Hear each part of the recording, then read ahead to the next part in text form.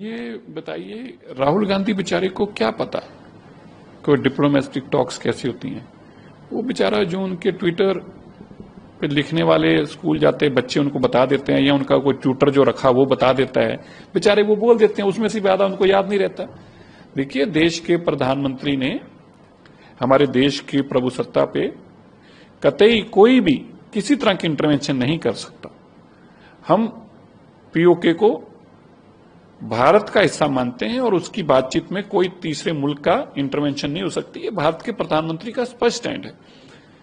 ये नेहरू वीरा नहीं है कि जो वहां से अमेरिका फैसला कर देगा यहां पे मान लिया जाएगा और छोड़ दिया जाएगा। ऐसा नहीं हो सकता। और आप सोचिए, दुनिया का सबसे ताकतवर मुल्क है। आज कनाडा के अंदर अगर मेरे प्रधानमंत्री गए तो कनाडा ने इन्वाइट किया है। ये बताता है कि हम आर्थिक तौर पर ही केवल चौथे नंबर पे नहीं है।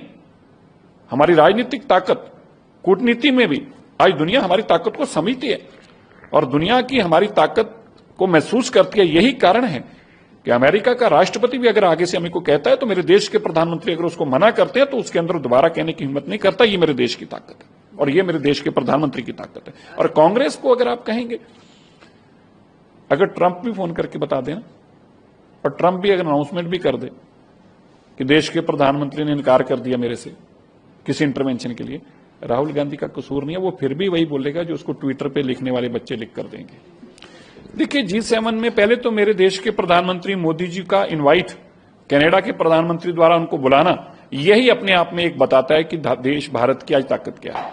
दूसरी बहुत बड़ी है। मैं मानता हूं कि पिछले अगर आप 20-30 सालों में देखेंगे तो इतनी बड़ी डेवलपमेंट नहीं हुई।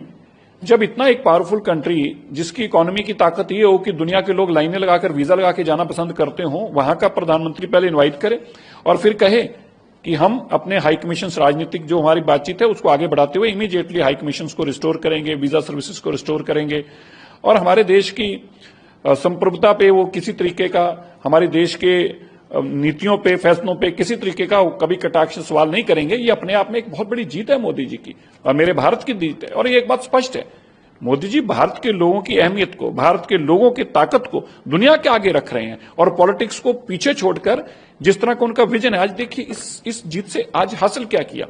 पहले तो दुनिया भर में भारतीयों का सम्मान बढ़ा है, भारत के अंदर भारतीयों का सम्मान बढ़ा है और कनाडा रहने वाले भारतीयों की ताकत बढ़ी है।